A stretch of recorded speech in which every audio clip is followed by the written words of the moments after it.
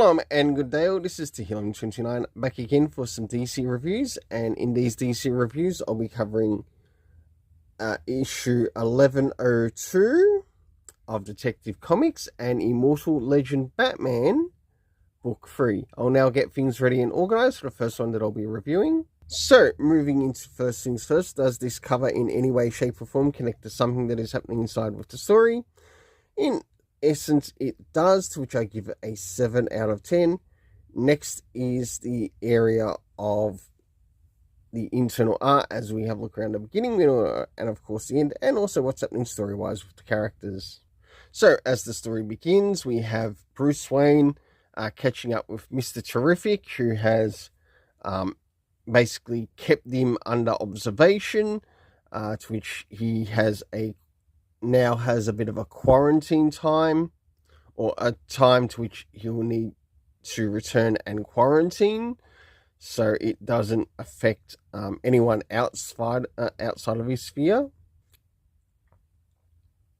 So as the story continues, around the middle, we see Bruce Wayne traveling to Kaznia, and he's also looking into the character known as Louis King, who is also the character known as the Lion.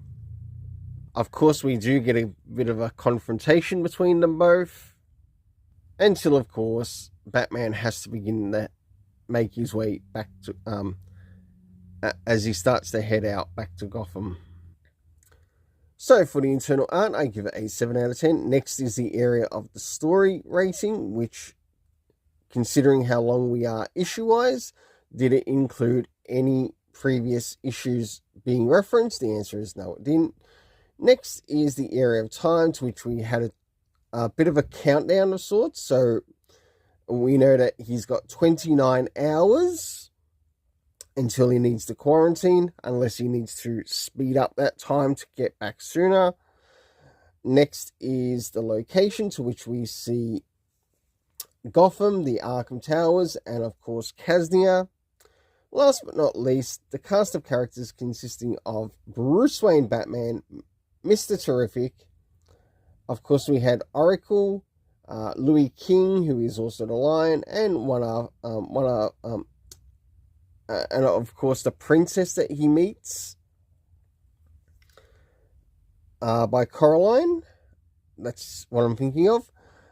For the overall rating, I give it a 6.5 out of 10. Now it's time to move into the Immortal Legend Batman Elseworld story.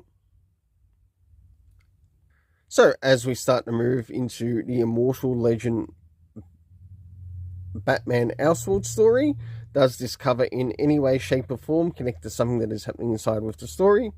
It does, to which I give it a 7 out of 10.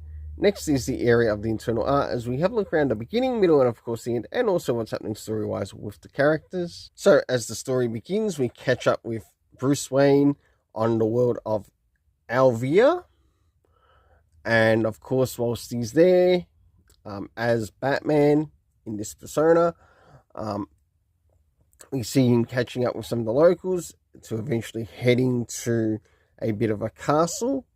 As we start to jump towards the middle of the story, we get to see some of the things that are actually connected to the castle, and with this we also notice that this Bruce Wayne is getting flashbacks as well, and it looks like he also gets a bit of a flashback with someone who might actually be his father, Thomas Wayne, in this. This might not be showing the scene that I'm talking about, but as you do read through the story, you will actually see what I am talking about. Of course, with this, we have Bruce Wayne finally making it to the end and solving this part of the crime, because we've also had the Man of Riddles, or the Riddler, or this version's Riddler, making an appearance.